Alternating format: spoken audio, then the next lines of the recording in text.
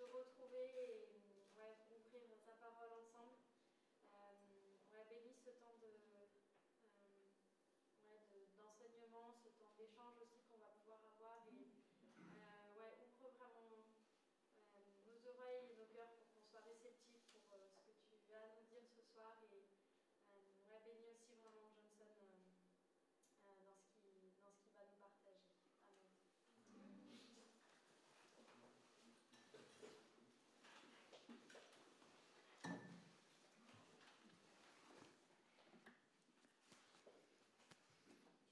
Qu'est-ce que vous chantez fort!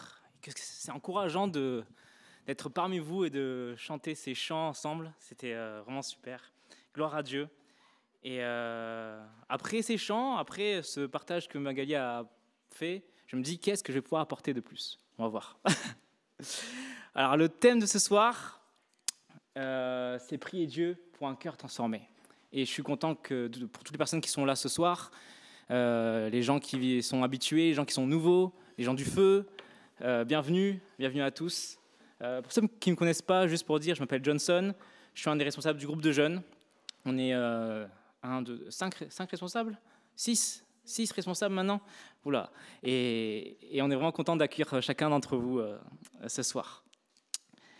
Alors, nous entamons, comme l'a dit Magali, le deuxième épisode des disciplines spirituelles, ce qui compose un peu les essentiels de la vie chrétienne. Pour beaucoup, dans le monde, être chrétien, c'est quoi? Qu'est-ce que vous avez entendu un peu dans la vie?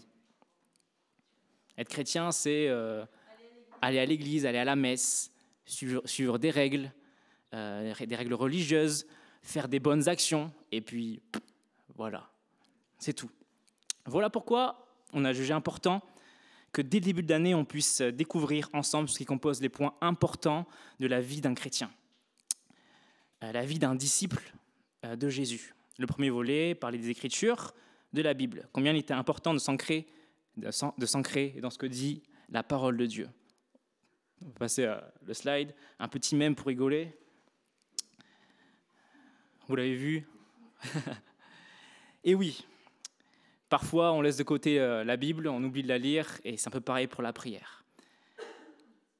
Dans plusieurs réponses que vous avez fournies dans le formulaire, on a pu voir que c'était parler à Dieu, que c'était le 06 divin. Yael, merci. Et vous-même, vous savez que nous avons des difficultés à lire la Bible et aussi à prier, parce que parfois on n'a pas la motive, parfois on dit qu'on n'a pas le temps, qu'on ne sait pas quoi dire. Vous avez sûrement au moins vécu une fois ce moment gênant où dans un groupe de prière, il y a un gros silence. Qui n'a jamais vécu ça? Lève la main. Ah, c'est bien. Franchement, il faut qu'on traîne plus avec toi, comme ça. Alors j'aimerais nous encourager ce soir, pour qu'on puisse savoir quoi prier et nous motiver à le faire. On va lire ensemble dans le Nouveau Testament, le premier chapitre aux Colossiens jusqu'au verset 14.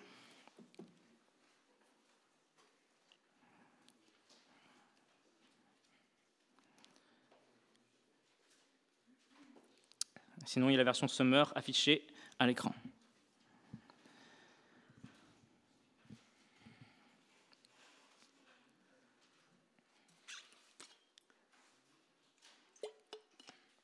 Encore des pages qui se tournent. C'est quelle page? Parce qu'en fait, c'est 173 pour ceux qui ont la Bible blanche et orange. Ok, on est parti. Paul, apôtre de Jésus-Christ par la volonté de Dieu, et le frère Timothée saluent ceux qui, à Colosse, appartiennent à Dieu par leur union avec le Christ et qui sont nos fidèles frères en lui. Que Dieu notre Père vous accorde la grâce et la paix. Nous exprimons constamment à Dieu, le Père de notre Seigneur Jésus-Christ, notre reconnaissance à votre sujet dans nos prières pour vous. En effet, nous avons entendu parler de votre foi dans le Christ Jésus et de votre amour pour tous ceux qui appartiennent à Dieu. Cette foi et cet amour se fondent sur ce qui fait votre espérance et que Dieu vous réserve dans les cieux. Cette espérance, vous l'avez connue par la prédication de la vérité, le message de la bonne nouvelle. Car cette bonne nouvelle est parvenue jusqu'à vous, comme elle est aussi présente dans le monde entier, où elle porte du fruit et va de progrès en progrès, ce qui est également le cas parmi vous, depuis le jour où vous avez reçu et reconnu la grâce de Dieu dans toute sa vérité. C'est Épaphras, notre cher ami collaborateur, qui vous en a instruit. Il est un fidèle serviteur du Christ auprès de vous, et il nous a appris quel amour l'Esprit vous inspire. Aussi, depuis le jour où nous avons entendu parler de vous, nous aussi, nous ne cessons de prier Dieu pour vous.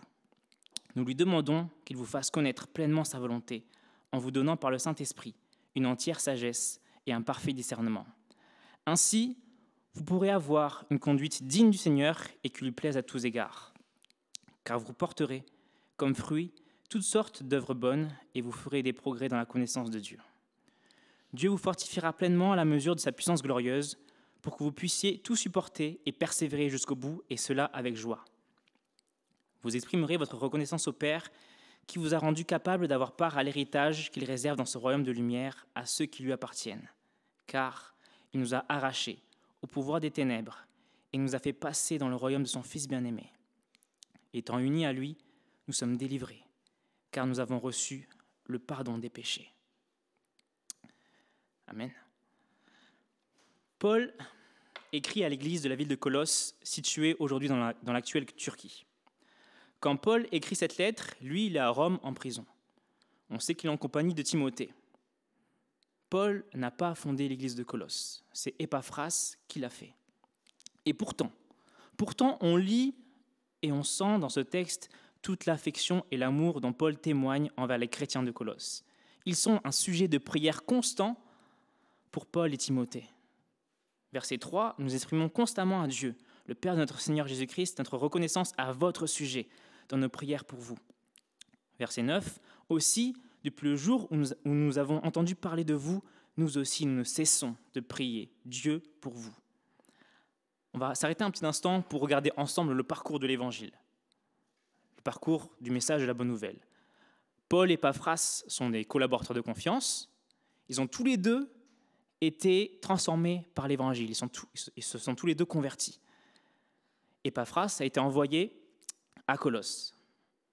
Des personnes se convertissent et une église est fondée là-bas. Des vies sont transformées et les échos du travail de l'Évangile à travers Épaphras reviennent à Paul qui est en prison.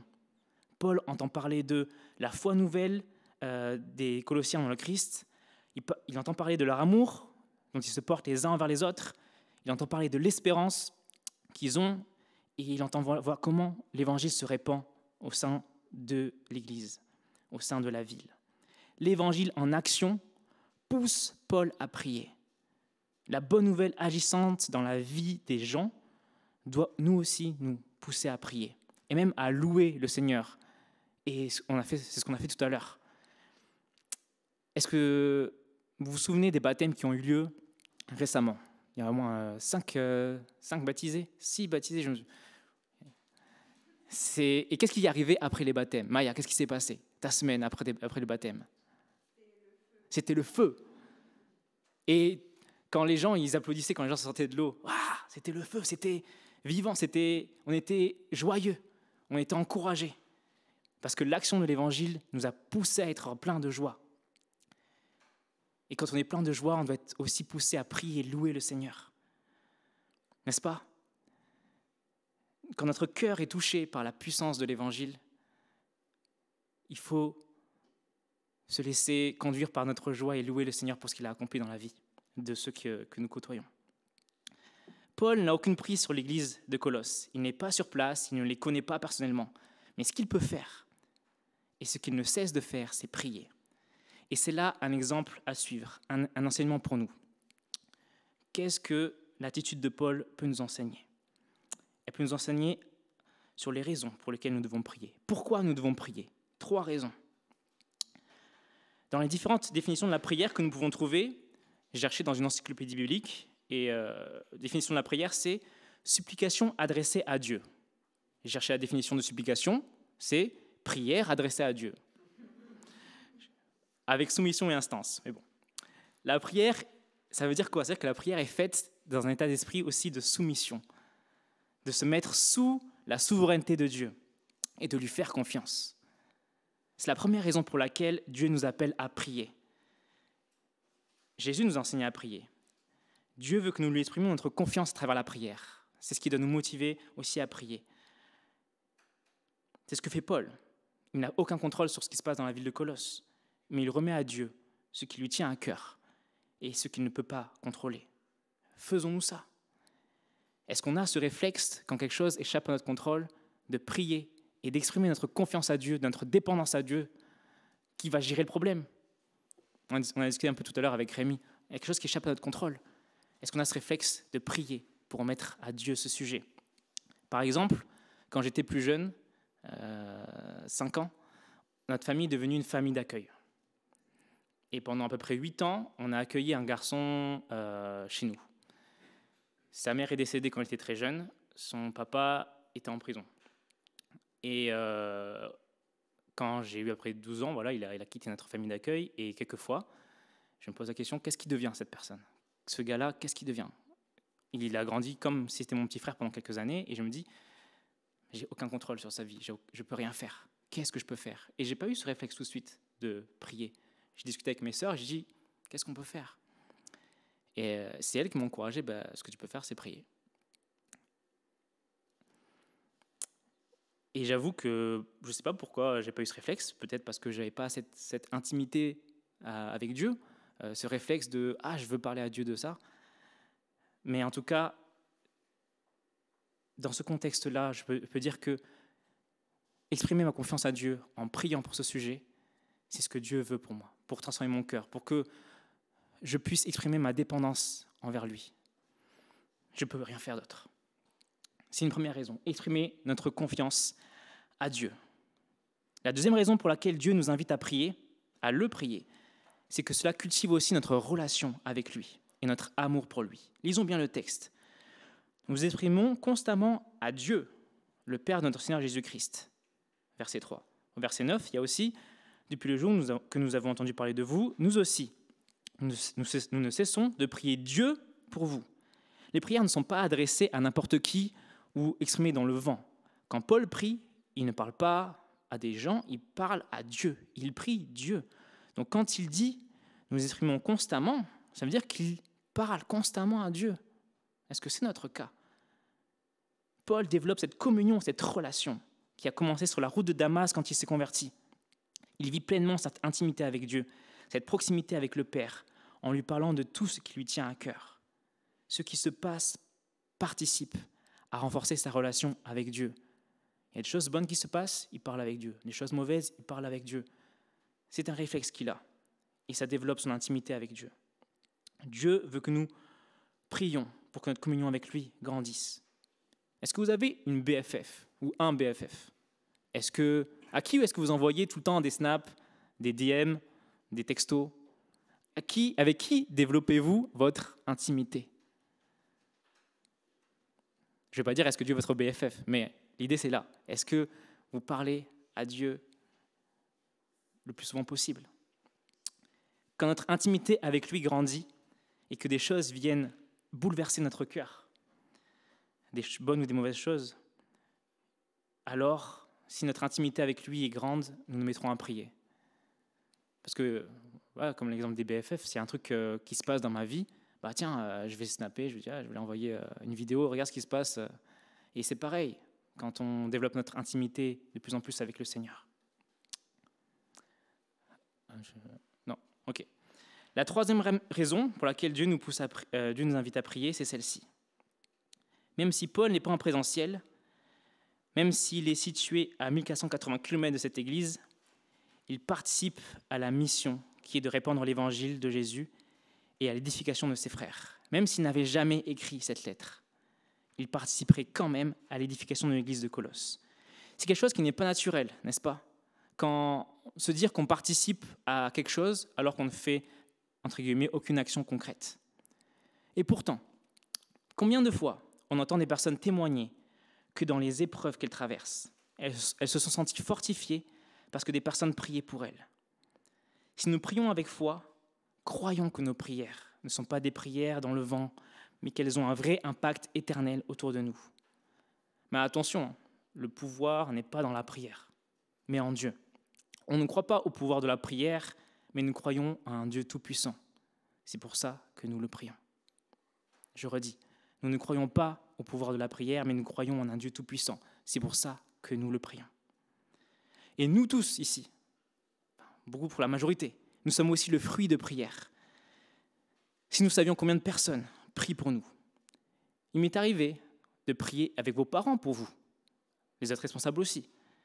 Ça fait 6 ans que je suis là et j'ai vu certains d'entre vous se convertir.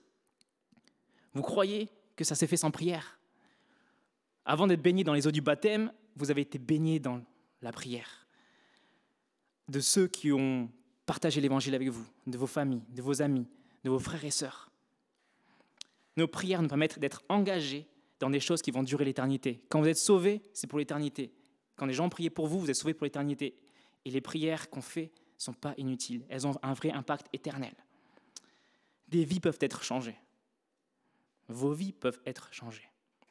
Il vous suffit de regarder autour de vous et de demander comment vous avez connu le Seigneur, comment vous vous êtes convertis, vous. Voilà, je rappelle 3 raisons pour lesquelles Dieu veut que nous prions. 1, pour exprimer notre confiance et notre dépendance à Dieu. 2, développer notre amour et notre communion avec lui. Et 3, participer à la mission et avoir un impact éternel. C'est ce qu'a fait Paul, c'est ce que montre ce texte dans la vie de Paul pour l'église de Colosse. Voilà, c'est le premier point. L'évangile nous pousse à prier.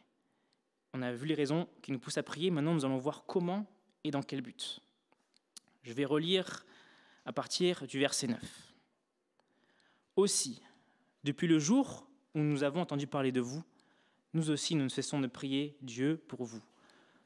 Nous lui demandons qu'il vous fasse connaître pleinement sa volonté, en vous donnant par le Saint-Esprit une entière sagesse et un parfait discernement. Ainsi, vous pourrez avoir une conduite digne du Seigneur et qui lui plaise à tous égards. Car vous porterez comme fruit toutes sortes d'œuvres bonnes et vous ferez des progrès dans la connaissance de Dieu. Dieu vous fortifiera pleinement à la mesure de sa puissance glorieuse pour que vous puissiez tout supporter et persévérer jusqu'au bout, et cela avec joie. Vous exprimerez votre reconnaissance au Père qui vous a rendu capable d'avoir part à l'héritage qu'il réserve dans son royaume de lumière à ceux qui lui appartiennent. Car il nous a arrachés au pouvoir des ténèbres et nous a fait passer dans le royaume de son Fils bien-aimé. Étant unis à lui, nous sommes délivrés, car nous avons reçu le pardon des péchés. Je ne sais pas quoi dire parfois dans mes prières. Souvent, quand je prie, je demande, comme l'a dit très bien Mac tout à l'heure, une liste de courses. S'il te plaît, fais ci, fais ça. Vous faites pareil, on est pareil, hein?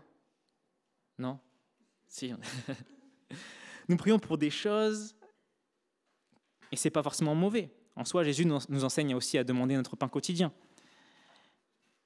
Mais ici, Paul écrit que dans ses prières, il demande une chose. Et souvent, je ne fais pas ça.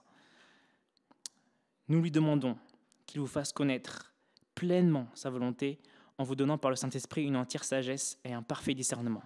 Je relis. Nous lui demandons qu'il vous fasse connaître pleinement sa volonté en vous donnant par le Saint-Esprit une entière sagesse et un parfait discernement.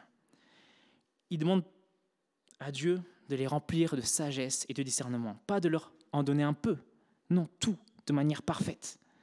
Les prières de Paul ne concernent pas les actions des Colossiens ou les effets extérieurs qui pourraient arriver, mais concernent tout d'abord le changement intérieur et l'action du Saint-Esprit dans le cœur des Colossiens, pour qu'ils puissent connaître pleinement la volonté de Dieu.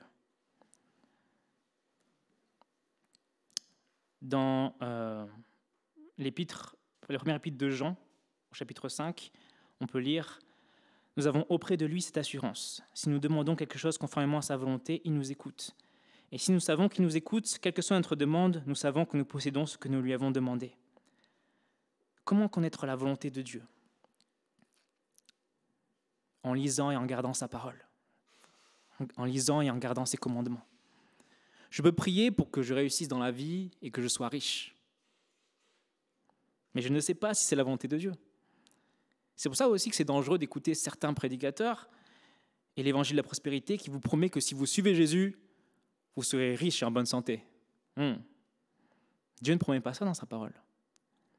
On peut voir juste l'exemple de Paul. Il est en prison. Mais si nous prions que Dieu nous donne la sagesse et le discernement, si nous prions pour que Dieu nous rende saints et que nous savons que Dieu nous écoute, car c'est sa volonté qui est rapportée dans sa parole, alors ça va s'accomplir. Vous me suivez? Quand on sait ce qu'est la volonté de Dieu, on peut prier dans ce sens et on sait que Dieu va l'accomplir. Quand notre cœur est transformé par l'Évangile, quand notre Dieu nous donne sa sagesse et son discernement, alors nous verrons que nous avons tout en Dieu. Et nous verrons l'Évangile produire du fruit dans notre vie. Tu veux pouvoir être apprécié, être considéré ? Prie Dieu pour connaître pleinement sa volonté. Et alors, verset 10, tu pourras marcher d'une manière digne du Seigneur et lui plaire entièrement. Tu pourras plaire au Seigneur. C'est la seule personne pour qui ça plaire, ça doit vraiment compter. Tu veux pouvoir connaître plus de choses et changer le monde. Prie Dieu pour une entière sagesse donnée par le Saint-Esprit. Et tu porteras du fruit. Et tu auras pour fruit toutes sortes d'œuvres bonnes. Et tu progresseras dans la connaissance de Dieu. Tu veux être fort et persévérant ? Prie Dieu pour connaître pleinement sa volonté. Et tu seras fortifié à tout point de vue par sa puissance glorieuse pour être toujours et avec joie, persévérant et patient. Tu veux être riche ? Prie Dieu pour avoir un parfait discernement. Et tu pourras exprimer ta reconnaissance au Père qui t'a rendu capable de prendre part à l'héritage des saints dans la lumière, la vie éternelle à ses côtés. Tu veux être vraiment libre ? Prie Dieu pour discerner vraiment ce que Jésus a fait. Et tu verras, il nous a délivrés de la puissance des ténèbres et nous a transportés dans le royaume de son Fils bien-aimé, en qui nous sommes rachetés, pardonnés de tout péché. C'est ça l'Évangile, et c'est ça qui est le plus important, l'essentiel et la base de la prière. Que nous soyons réconciliés avec le Père. C'est le troisième point que je voudrais aborder ce soir. Soyez réconciliés avec le Père. Ce que je trouve beau dans ce texte, c'est que Paul, avant d'aborder le but principal de la lettre, dans les chapitres suivants, il commence par ce chapitre où il parle de la bonne nouvelle. Il parle de ce qui est essentiel et de ce qui est essentiel va découler tout le reste. C'est pareil avec la prière. Sinon, on va se retrouver à faire de la méditation pour rien, comme ce moine bouddhiste qui est sur la photo qu'on a envoyée au groupe WhatsApp. À quoi ça sert de prier si d'abord nous ne sommes pas en communion avec Dieu ? Si nous ne croyons pas en Jésus et que nous rejetons ce qu'il a accompli pour nous. C'est ce que ce texte appelle la prédication de la vérité, le message de la bonne nouvelle. Le message de la bonne nouvelle, c'est ça. C'est que Dieu a envoyé Jésus pour payer pour mes péchés. Parce qu'il m'aime et qu'il veut de nouveau être en communion avec moi. Je ne sais pas si ici tout le monde croit en Jésus. Mais aujourd'hui est le jour où Dieu t'appelle. Là, ce soir. Aujourd'hui, Dieu t'appelle à renouer ce lien qui s'est brisé à cause de ton péché. Quelqu'un a dit dans les sondages que la prière, c'est le moyen de communication où il y a zéro problème de connexion. Grosse punchline, hein. Mais il peut y avoir des problèmes de connexion. Et s'il y a un problème de connexion, ce n'est pas à cause de Dieu, c'est à cause de nous, à cause de notre péché. Et Jésus a réglé ce problème à la croix. Aujourd'hui, Dieu t'appelle à le prier à nouveau, grâce à Jésus, grâce à cette bonne nouvelle que Dieu t'a tellement aimé, malgré tes péchés, malgré les choses mauvaises que tu fais. C'est moi qui devais mourir à la croix, c'est moi qui ai péché, mais Dieu a pourvu. Dieu a donné son Fils pour moi. Est-ce que ton cœur est aujourd'hui bouleversé par l'Évangile ? Si oui, réconcilie-toi avec Dieu et commence à le prier. Et tu vas me répondre, je ne sais pas comment faire. C'est normal. Mais l'Évangile nous apprend aussi à prier. Ça commence par la repentance, en reconnaissant ses fautes et en demandant pardon. Deuxièmement, regarde ce que Jésus, par amour pour toi, a accompli à la croix. Et tu peux dire merci. 3, cette bonne nouvelle, une fois qu'on l'a reçue, est trop importante pour qu'on la garde pour nous. Partageons l'Évangile et prions pour les autres. Et 4e point, l'Évangile n'est pas quelque chose qu'on obtient et qu'on range au placard, mais c'est quelque chose qu'on aime et dont on a besoin tous les jours pour apprendre à vivre selon la volonté de Dieu. Et on l'a chanté tout à l'heure. Que ce soit notre prière, comme Paul l'a formulé dans ce chapitre. S'il te plaît, Père, apprends-nous à accomplir ta volonté. Pas s'il te plaît, donne-moi ci, donne-moi ça, mais premièrement, aide-nous à accomplir ta volonté. Voilà. 4 mots qui peuvent nous aider à savoir comment prier. Et qu'est-ce qui nourrit ces 4 mots? C'est l'Évangile. L'Évangile qui touche vos cœurs. Dans ce texte, Paul écrit à l'église de Colosse. Paul, c'est celui qui a écrit une grosse partie du Nouveau Testament. Il pèse dans le game. Mais il pèse dans le game, pourquoi? Car il est en communion avec celui qui gère le game. Il vit cette intimité, cette relation constante avec Dieu. Et quand Paul voit les effets de l'Évangile dans cette église, son cœur est réjoui. Et l'Évangile est le même aujourd'hui. Jésus t'aime, il t'attend, il te parle et t'appelle. Est-ce que ton cœur est bouleversé par l'Évangile? Un cœur bouleversé par l'Évangile et qui cherche à vivre une communion grandissante avec Dieu se mettra à prier pour chercher la volonté de Dieu, pour sa transformation et pour la transformation d'autres cœurs. Est-ce que ton cœur est bouleversé par l'Évangile? Est-ce que ton cœur est bouleversé par le fait que Jésus t'a tellement aimé qu'il est mort à la croix? Encourageons-nous à prier. C'est ce que Dieu nous demande pour développer notre dépendance à lui, notre amour pour lui et pour faire avancer la mission qu'il nous a confiée. Prions.